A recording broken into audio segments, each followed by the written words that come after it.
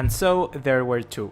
What's going on, guys? ¿Cómo están? Balis here and welcome back to another video here on the channel. Today we'll be taking a look at the other semi-final of the Champions League that ended 4-2 in favor of Roma against Liverpool. It wasn't enough for the Italians to get through to the final, but it was a very well recognized effort for, I think, every single person who watched that match. It was absolutely superb from Roma and great work from the Italians. Just like always, guys, please remember to drop us a like, leave us a subscribe, turn on the bell notification icon, and follow us on all other social media to keep up to date. You get the deal, you know the drill, so let's get right into it.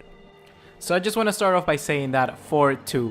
If you show this result to somebody who hasn't watched the match, they will be like, oh my god, that was amazing. But it wasn't like really that good. It was a match similar to the one Barcelona played against PSG, where the comeback wasn't exactly like just being all in, just scoring goals and goals after goals. It was much more of like by periods, and you also had like several goals who were like really not shady, but weren't like exactly goals. You know, you had the penalty, you had the own goal, stuff like that. And I gotta say that sometimes you need luck, you need that sort of things to come back.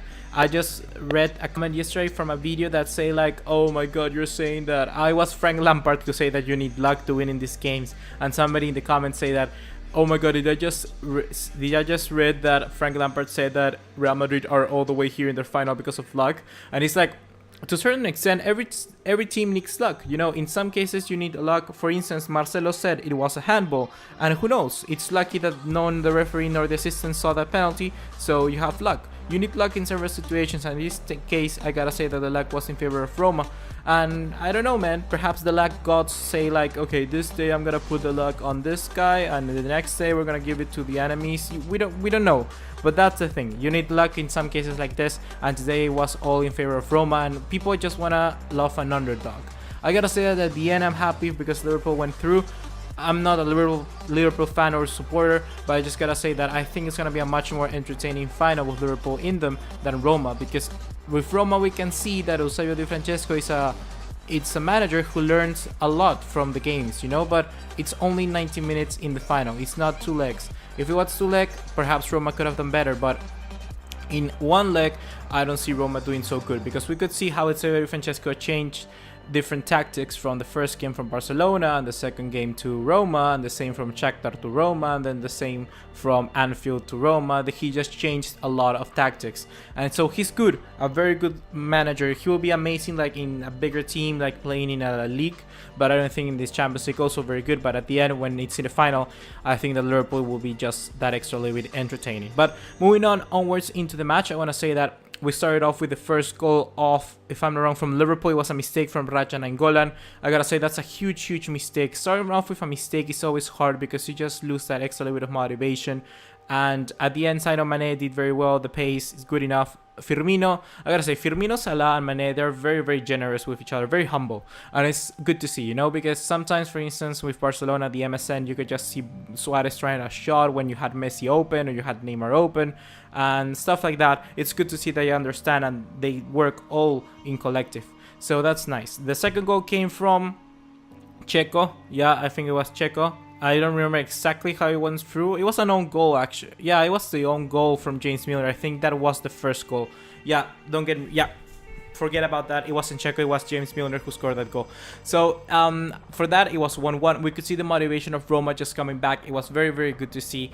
We could just say like the game is on, because if it took like 20 minutes to get the second goal, it would have been really disappointing, because the first goal came in the 10th minute, then the next one came in the 15th, and let's say that if they get another goal in the 20th, that would have been like game on, and that would be like amazing, because it will only needed 2 more goals to score. But that time between the first 2 goals and the next 2 goals came like in a quite big margin, and I think that gave the game just that extra little bit of not, I don't know the word exactly, like it just gave them that extra.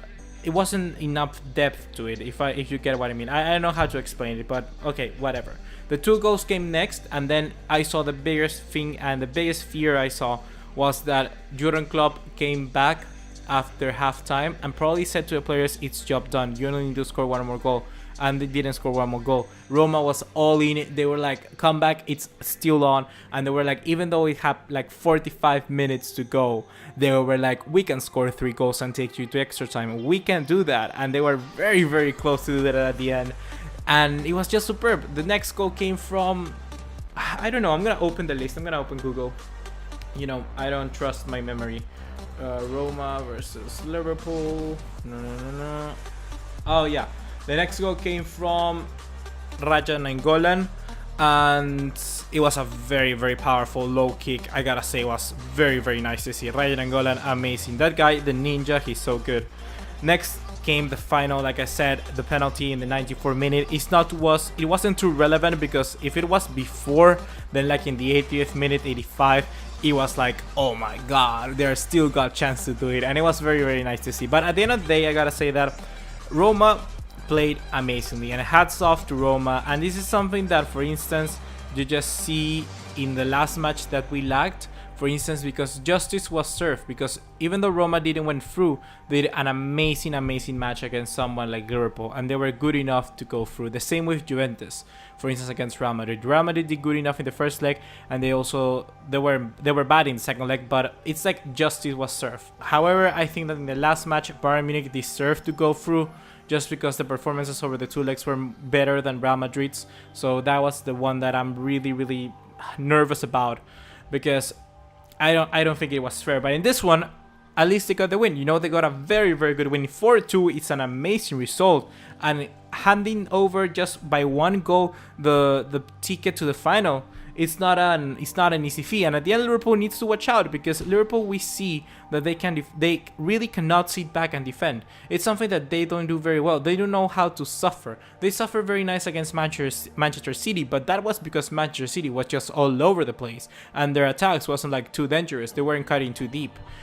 However, when you got somebody like Real Madrid on your toes, it's going to be very, very hard. It's going to be much, much more difficult to try and sustain the attack from a team like Real Madrid, rather than a team like Roma, a team like Manchester City. Well, Manchester City is hard, but like I said, they were in a very bad day. And then like a team like Porto, where Porto just absolutely didn't hit Liverpool nothing, because it ended 5-2 in aggregate. So that's the main thing. Liverpool needs to learn how to suffer, because today they didn't know how to suffer. And the same with the first leg. We could see how they were managing. They lost 2 goals, and that's something that can, at the end of the day, ruin complete a game. Because let's say that Liverpool are winning 2-0 in the final, for instance, and then Real Madrid just comes down to the last 20 minutes and score 2 more goals. Then Liverpool, out of nowhere, you cannot dig up your way from that hole you just created. And that's something that Liverpool needs to work on, because time and time again, I think Jurgen Klopp, it's not too good seeing out games. At the end of the day, they manage to scrape through or go through because they just score more goals than other teams.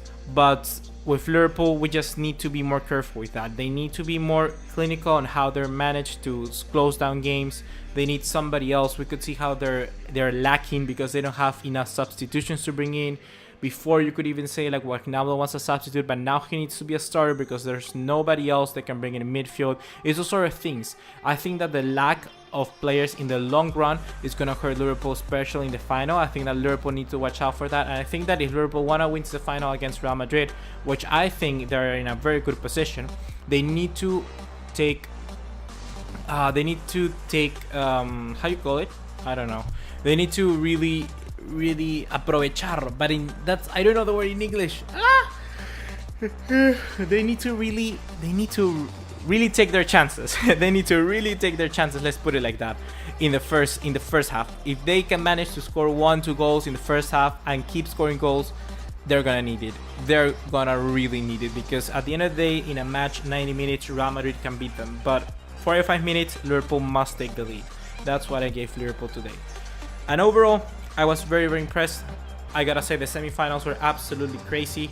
They gave us absolutely everything. And even though Barcelona weren't in the semifinals, I gotta say Roma did a very good job of creating a very hard semifinal for Liverpool. One that at the end of the day was harder than it looked. So very good, well done to Roma. Amazing for Liverpool. However, like I said, I don't like, in my opinion, being a team. I don't like going to a final and having lose 1 game. I don't like that. But that's the case to Liverpool. They're in the final, Barca's not, so I cannot judge them for that. And Real Madrid, I gotta say, well done. Once again, Real Madrid, you managed to scrape through. Bayern Munich, unfair. Not unfair because of the referee, but unfair because it was like justice was not served. I gotta say something like that. So unfair for Bayern Munich, but at the end of the day, Real Madrid did enough to get through, so good for that. So moving on to the final, I'm gonna give you my predictions and my preview of it later on, because it's like 2 weeks more before the final. I think it's the 26th of May, so we still have some time. So I'm gonna try to do a little preview, do something a little bit like that, player ratings, perhaps something coming into this match, and hopefully you enjoyed. That was everything for today, guys. Just like always, please remember to drop us a like, leave us a subscribe, turn on the bell notification icon, and follow us on all other social media to keep up to date. See you in the next one. Take care. Ciao.